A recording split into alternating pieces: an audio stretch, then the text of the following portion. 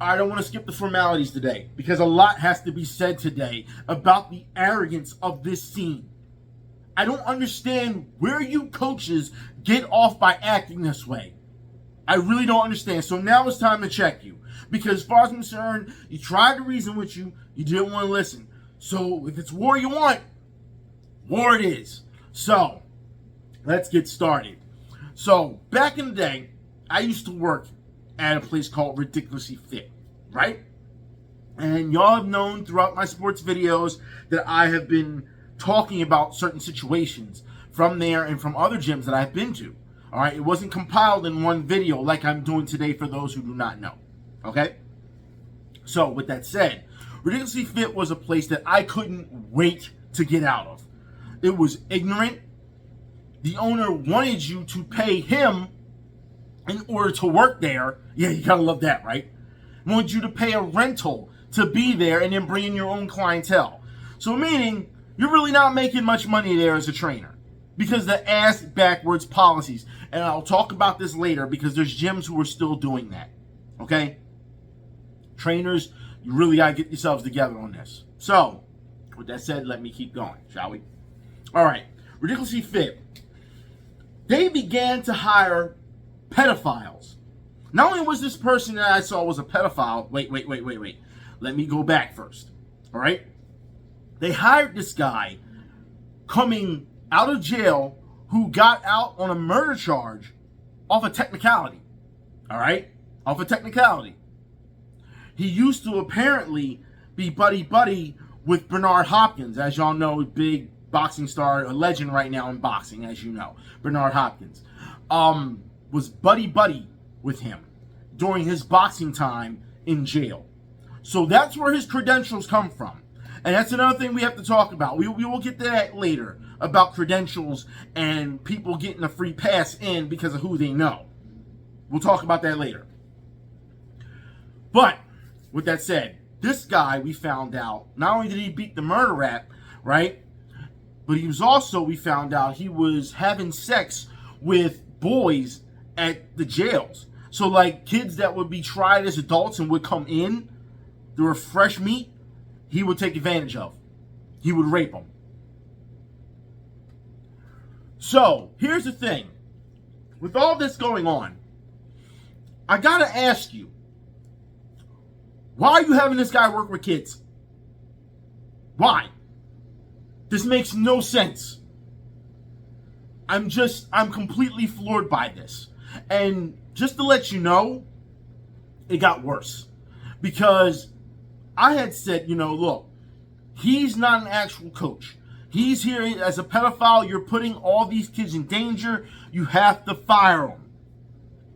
They gave him a test run for 2 weeks. 2 weeks. Didn't immediately fire him. No. 2 weeks went by. And then it got to a point where I was like, you know what? I'm going to have to call USA Boxing.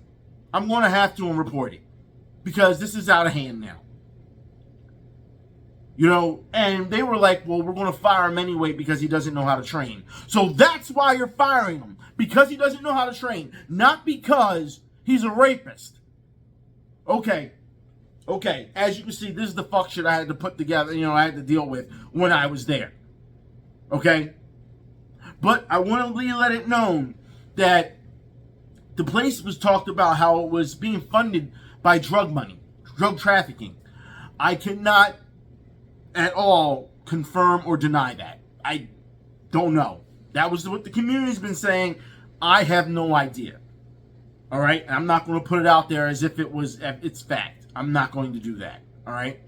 But let's talk about the owner, one Derek Felder. So I'm going to pull this up real quick because this was in the news, in the paper. All right? Derek Felder, as you can see here, pulled up. Derek Felder says, the paper that's saying, because it's promoting him, says, although extremely gifted at boxing, Felder was adamant that his true dream was always to be a business owner. He beamed with pride and excitement about joining the ranks of other black business owners in the area. It's been amazing, he says. I know the challenges that I and others like myself have been through to overcome those obstacles and hurdles to be successful.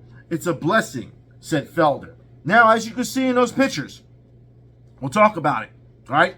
As you can see in those pictures, or should I say picture, sorry, that they're showing a picture of him working with the youth, because the article talks about how that's how he was. He was working with the community. He's working with the kids. All right. This is the same person, as I said before, that did not want to take care of his coaches. He damn sure wasn't taking care of the community. So for this to be a dream to him and also be this labeled community guy, you know, I would have to ask, what happened? Because for those who don't know, and like I said, I don't know about the drug trafficking and stuff, but I did do some digging. That's right. And Derek Felder has been put in jail for 10 years. So let me pull this up for you so you can see it. Been put in jail for 10 years. Absolutely ridiculous. All right? 4 from Philly charged with beating, tasing, robbing Edgewater pair at gunpoint.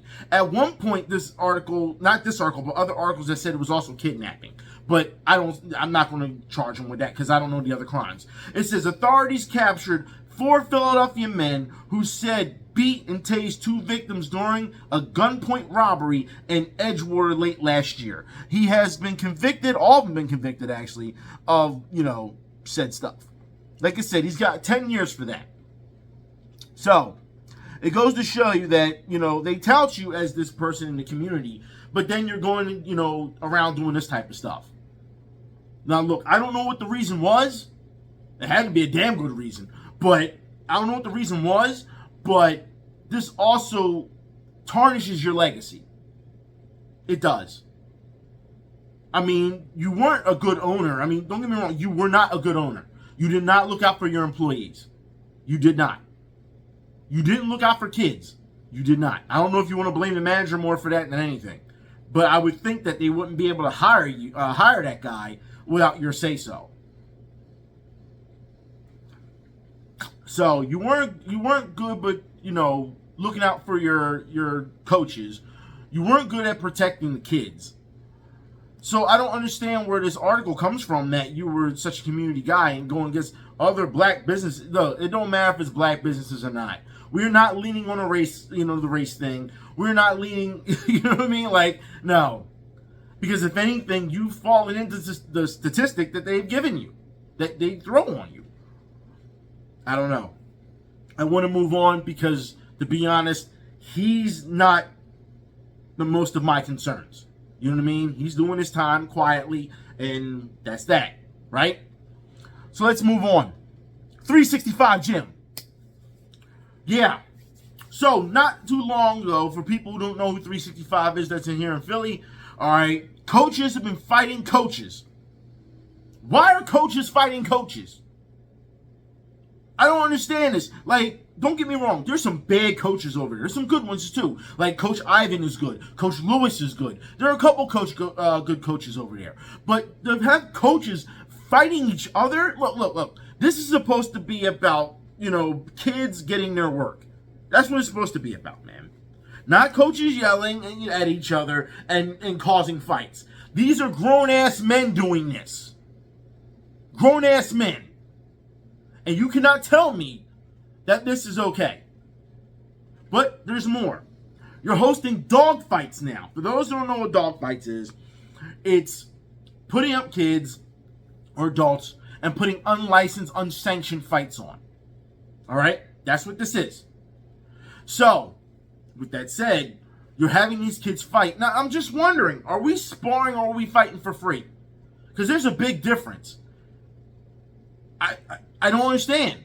But y'all were stupid enough to record yourselves in the fight. So you always telling yourselves. Always telling yourselves. Because you want it out there. You need the attention. You lust for the attention. Grown men. I don't understand it. You recorded yourselves in the fights. Then USA Boxing sees it. And every person that was in that video, whether coaches or fighters, were all suspended. Was it really worth it? Like, seriously, if like, there's more to this.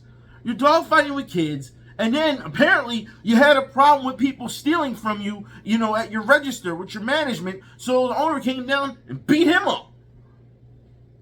I don't think I'll blame him for that one, though. To be honest, I don't think I'll blame him for that one. Like, this is what's going on. Again, this is another gym that's deciding that you have to pay them to be there. And if any visitors come outside of it, you have to pay. Say if you got a guy who's coming in for another kid so they can get work, so they can spar each other, that visitor is going to have to pay for to come in. I don't understand this. The first coach, the head coach, you're allowed in for free. His secondary, you have to pay $10 to get in. And that rubs people the wrong way. Always trying to make money. But I'll show you a good, easy way to make money. I will talk about that later in the video for these gyms, okay? Let's move on. Arrogance in the scene. I want to make sure I knock these down. That's why I keep looking down and everything. I want to make sure I knock these down, okay? Number one, you don't own the scene. You don't own the scene. You and your buddies don't own the scene. You and your cool kids club do not own the scene. Let's get that right. So for every time I have to hear, well, who are you? No, who are you? Who are you to try and throw your weight around, your name around, your credentials around, to think that you're going to belittle somebody else? Or try to have their experiences trying to say, well, it's to downplay their experience. No, fuck you. Seriously. Grown men doing this. There's more. All right? So, like I said, you don't own the scene. I don't care about you. You have, now here's the thing, coaches. I need to know. You got to let me know here. You're not taking care of the kids at all. Your fighters at all. All right? Now, I'm trying to figure out, how do you not know that your fighters are on drugs while training? How do you not know? I'm trying to figure this out. You should be, and here's the thing, you should be more, I'll talk about that in a minute. This is something that can get dangerous. Someone can get hurt. And I'm saying that. Someone can get fucking hurt. I mean, no, you don't know what the kids are on. And in USA boxing, you also have to understand, people who are watching, there aren't drug tests in amateur boxing. There's not. At all. So people can get their drugs however they want and still be able to fight. There's been talks already mulling over if there should be drug tests, towards those fighters. Yes, I agree. There should be. I'll put my hat in the, in the ring and say, yes, I'll follow that. I believe in that. Because you got to do this sport clean. Anything else, you'll either get someone else hurt or hurt yourself. Let's move on to more. All right? Kids are caught on Ostarine. All right? For those who don't know what that is a drug. It's a steroid. It's made famous by that asshole Ryan Garcia. So it goes to show you just how much influence he has. He's a pro boxer, for those who don't know. How much influence he has on kids watching him. That they feel, well, he got popped for it. He's a pro. But because they don't test the drugs wise, we can use it too. It goes to show you, man, this type of thing. And we've been seeing, like, kids got caught on this stuff. It wasn't just using it. No, they've been caught. I'm wondering what the coach is going to do about this. Also, coaches, stop making promises to your fighters. Can you please do that? Promises of going pro. They don't even have an amateur fight yet. You promise them to go pro. You want to set them up with a manager or a promoter. Are you serious? That's absolutely ridiculous. Stop putting dreams in their head and be more reality. Let them get their feet wet first. And, in the amateur circuit, let them see how it actually feels. Hell, actually have them go into sparring first. We all know how this goes. Just because you fight on the outside, they don't have that technical ability yet on the inside of the ring. You know what I mean? And then they start doing all these little jukes and jerks and doing all this and carrying on. And it doesn't work out well, does it? No, because they need more experience. Do not promise a kid they're going pro. Do not do that. All because you want to line your pockets with some money. No, that's not how it works. Supposed to be mentors to these kids. I'm trying to figure out how that has been lost on everyone. It's just been lost. I mean, really, like, I don't understand how you can just use a kid and say, I'm going to ride this kid all the way to the top as much as possible. And then take the picture with him like this and all that. Yeah, and you're doing all that. But you're not giving the help that a kid needs. Especially a young teenager. You know what I mean? Like, you're not doing that. You're not taking them under your wing and like, look, these are things you need to stay away from. Stay out of the street life, stuff like that. Not, make sure a kid has a ride to get home so they don't get robbed on the way home. And we've seen that plenty of times. Make sure that the parents know when to, bring them, when to pick them up. Just don't let them show up on their own. Don't let them leave on their own. I don't care how nice it's getting outside. Crimes happen during the day. I'm just saying that you should take more responsibility as an adult to look out for that kid. And the thing is, everything I'm saying to y'all, it's in the USA Boxing, in the USA Boxing book. So it goes to show you how many coaches really give a damn about that license.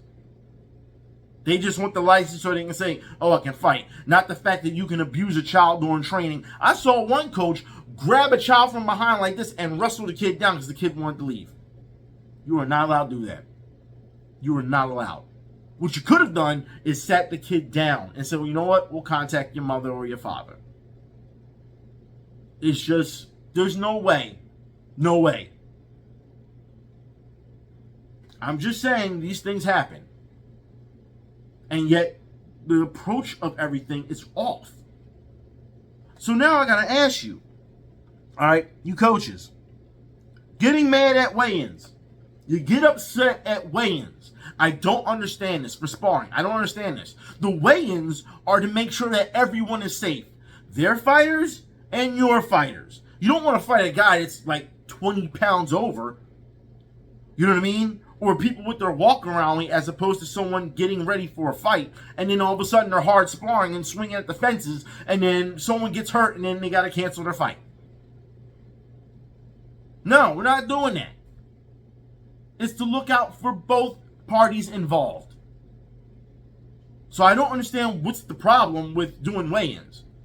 If your guy fights at 135, he shouldn't be 145 right now. And then wants to fight another 135er. Like I said, it's the difference between working and, you know what I mean? If they can work together without trying to kill each other, you let it go. Okay, all right, fine. As long as they ain't trying to kill each other. But if one's trying to kill each other, the response to that is going to be the same. Oh, he's hitting me hard, so I'm gonna hit him hard. And it doesn't work. It shouldn't work that way. Bring kids who are at the same weight. That's simple. It's the only way to make it go. It's not just a trust the coach type thing. Done that before. Oh yeah, a guy's 145, ends up 165. Well, he'll cut the weight when it comes to his fight. Yeah, but what about the other guy's got a fight coming up? Can't always trust the coach. That's why you do it on the scales. And to be mad at that is absolutely ridiculous. Let's move on. What happened to the fire, gentlemen? I'm wondering, what happened to the fire where you would actually take the time out to help fighters? Even guys that aren't you, if they're just there just to hit a bag, give them just a little bit, well, you're doing this wrong, this is how you do it, and then walk away. But no, your time is money. You're just waiting for your guy to get there, and you're going to sit there and do nothing else, knowing that you see people struggle. Well, I'll help him if he pays me. I'll give him pad work if he pays me. We'll talk about that shit too. I just want to know what happened to the fire. Because it seems like y'all have become too damn comfortable. You're getting by on your names and then say, okay, I'm established. I don't have to do anything now. And then when you go up against one of these young coaches, they smoke you. I don't understand it. I don't understand why you can't learn from the younger coaches as they can learn from you. Learn to adapt. The time is different now, man. Times are different. No one's going to stand in the middle of the ring and just bang it out and just knock each other's heads off. That's not going to work. People want to be boxers. Why do you have a guy who's clearly like 6'4" and his opponent is probably 5'11"? All right. Why do you want him boxing inside? Why do you make him keep boxing inside? He should be keeping distance, using his length and his footwork. But it seems like all these coaches I'm saying, it's non-existent. Y'all just want them to fight one way. That means your training is one-dimensional. I just don't know. It's just, let's move on. No courtesy. No courtesy when it comes to contacting each other. Now look, I've seen this time and time again. You will sit here and say, hey, do you have a fighter of X amount of weight or whatever? And the opposite, the other team will say, yes, we have that weight. Can we mark you down for a certain day, or can we come to you, or can you come to us? That will be, worked out. Then the day of, you will contact them and get no answer. You contact them again, you get no answer. And you contact them, you get no answer. Before you know it, your guy's here because you told him to be here, and he's ready to work, and then you don't show. If you weren't going to show, the least you could have done is shot that person a text message and said, look, sorry, I thank you for having someone for us. We appreciate it. Maybe next time, but we cannot make it today. That's all it takes. But no, y'all go radio silent and don't say anything. And we've seen this. It's not just sparring. We've seen it on cards.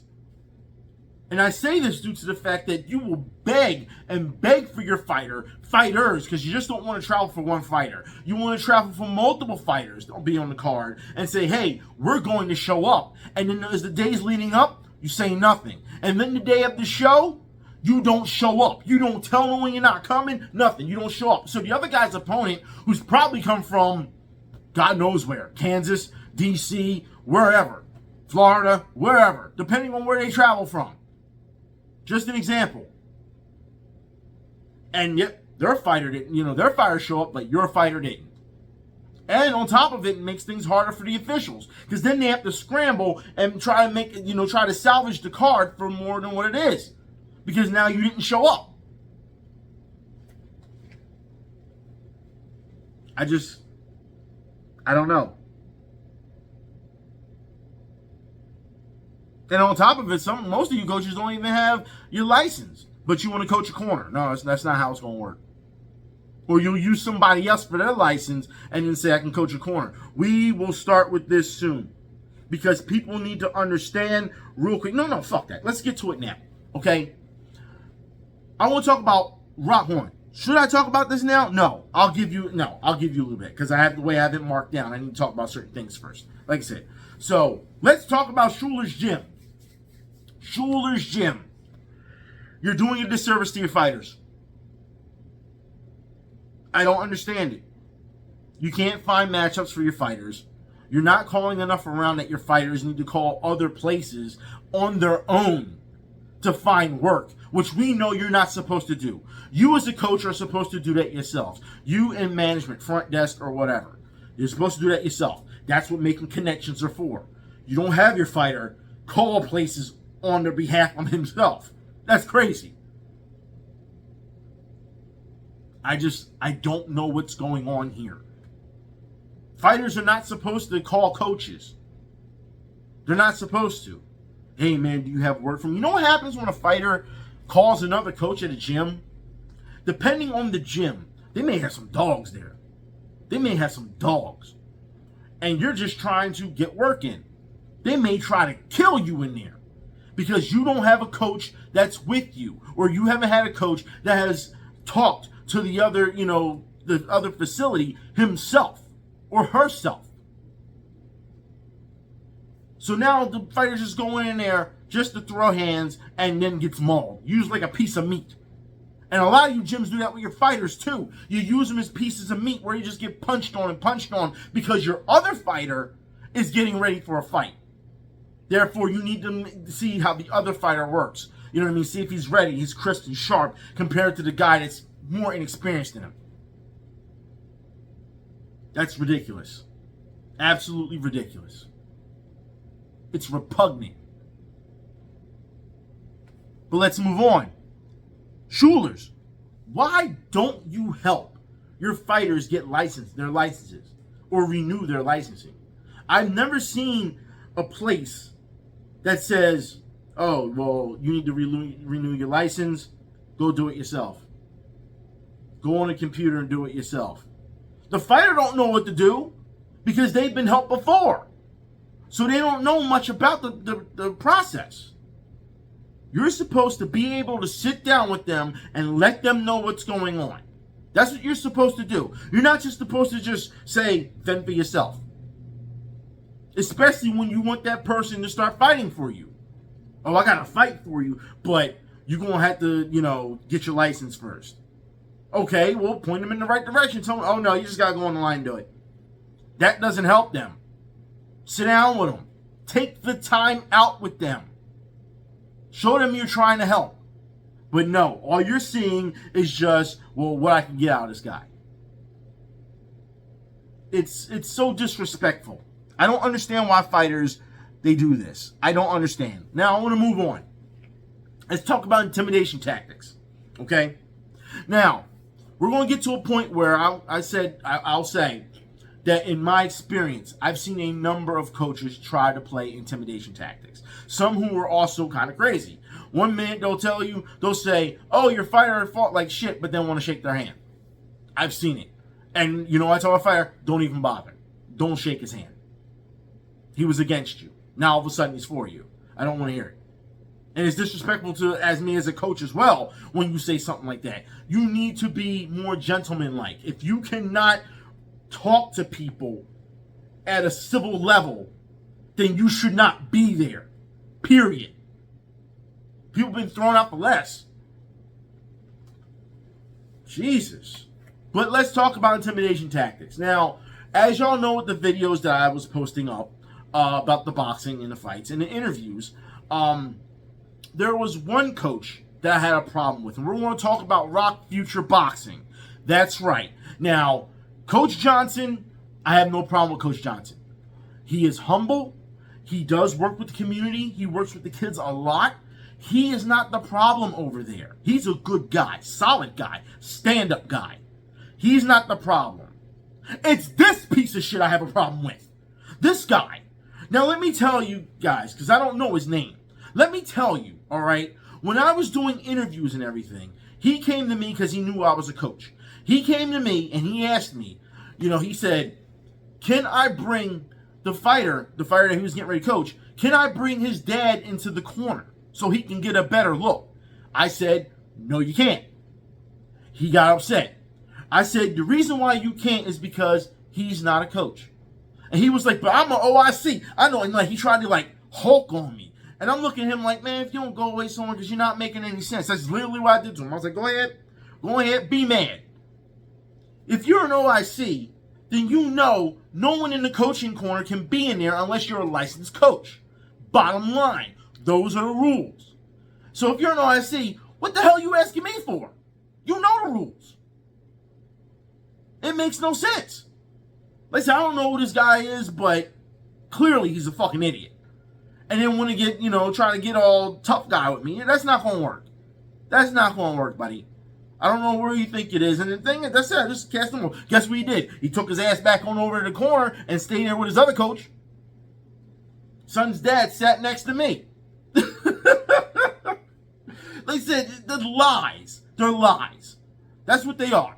They're lies that didn't act like they're tough. That's what they want to do. They cannot, like I said, no civility whatsoever. None. I want to keep moving on.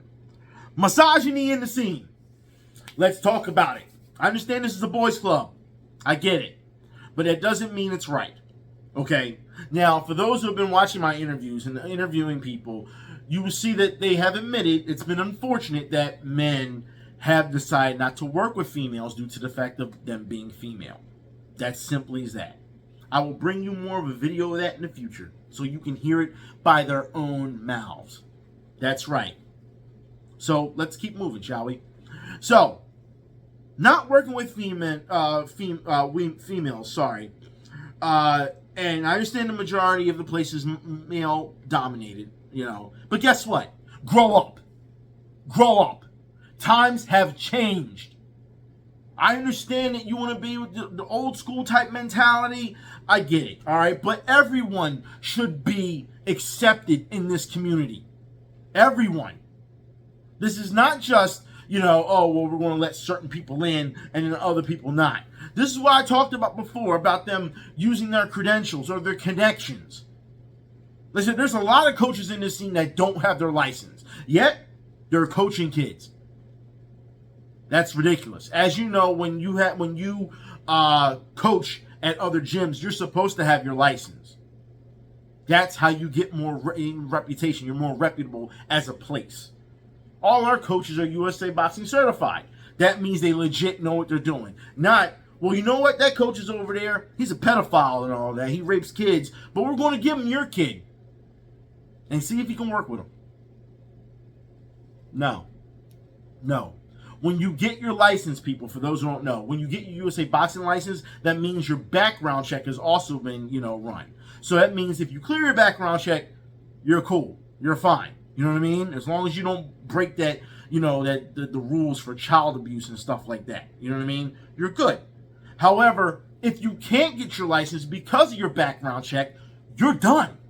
That's it. You're done. It's over. You can never be in a place where, where they do official fights like that. You can be in the audience, but you sure as hell can't coach your fighter to a win or to a loss, whatever you see it as. You can't coach. That's simple. But like I said, everybody goes by the buddy system for some reason. Hey, I know a guy that can help you out. And the gyms are like, we need bodies. We need coaches. Which we'll talk about in a minute. But let's move on. Everyone should be accepted. There should be no gatekeeping. None. No gatekeeping. Like I said, as long as a person knows what they're doing and they go by the book on how when it comes down to rules, there shouldn't be anything else. If you feel as though they don't perform well as a coach, well, then you need to have a talk with them in general. Okay?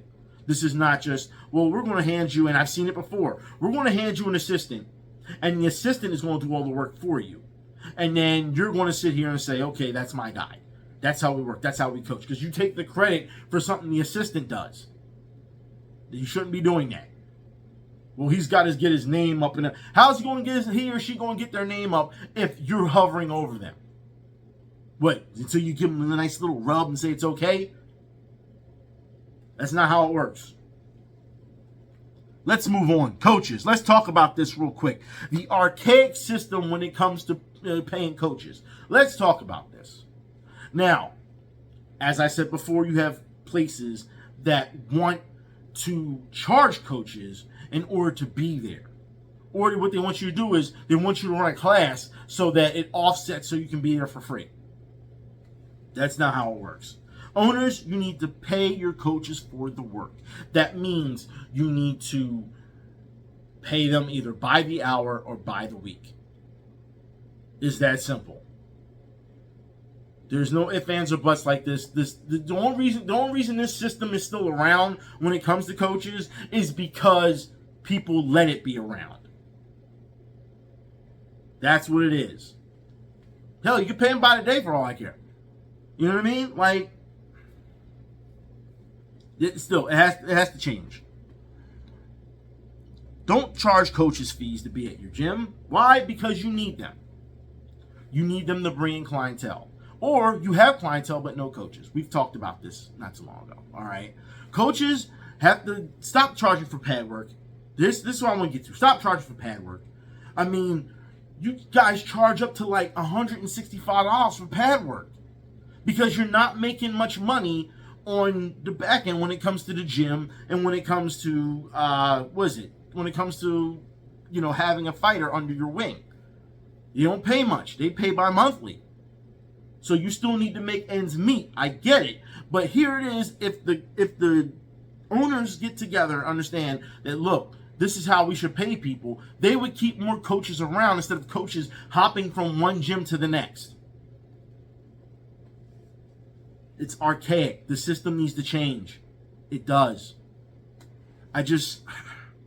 When you understand, coaches, you're charging such a high fee when it comes to pad work. All right? Guess what's going to happen? You're going to have people who really want to get into the sport walk away. That's what's going to happen because they can't financially handle it. But if you lower those prices, if you're being paid by the hour or by the day or by the week, you can still make that money up without doing all that, and people would more likely they would proceed to come to you and feel comfortable doing that without having to worry about paying for pad work. They would trust anymore. And I feel bad for the other fighters that do, because you're telling those fighters, well, you can either do the training and not the pad work, but you need the pad work for the training, so then you got fighters locked in. Sad. What I'm telling y'all today is absolute truth. What I will do next week, I will start pushing out the videos, all right, when it comes to illegal stuff they're doing wrong. I have videos from other gyms. I have videos from, people that were on the phone, all right? Now, of course, they're just been sent to me. I have not done this myself. These are people sending it to me, okay? People admitting that they won't work with women and they're mad at weigh-ins. Yes, they're team.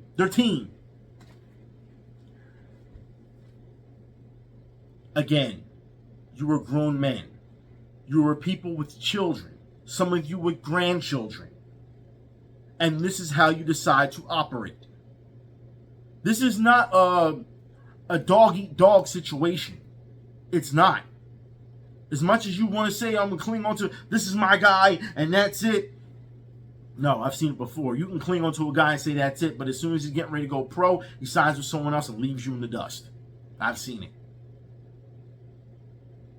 So I'm just letting you know right now that this thing has to change. And before y'all think, oh, he's just bagging on coaches. No, I just gave y'all a solution on how to help y'all get paid more. Don't be stupid. But this is what we have to deal with. A bunch of men trying to garner the system and keep it to their liking. And say, this is how it has to be run for the rest until they pass on, I guess. And they don't pass it down to the next generation and say, this is how it works. No. It's like I said, it's a new era. It's time to change the rules. It's time to adapt. Because people don't need to go through this. This is why you have trainers who have a day job and then train at night. And then you have to figure out what their schedule is if they're going to show up. Because they didn't work hard, a long, hard day. So maybe they don't feel like training. Maybe they'll push it off. Maybe it's till tomorrow. So it goes to show you that these type of things are a problem. So there's enough responsibility to go around. And as far as I'm concerned, this is something that can be fixed quickly. But if you're going to have this arrogance about you and this stubbornness about you, then it's just pushback. It'll never get better. So I put it like this, until next time. I'm sure somebody's going to be mad about this too, but you know what? Be mad. Because you didn't have the heart to come out and speak about it. I did. Remember that. Anyways, try to be civil. Jesus Christ. I'll talk to y'all later. Y'all be safe. I'm out.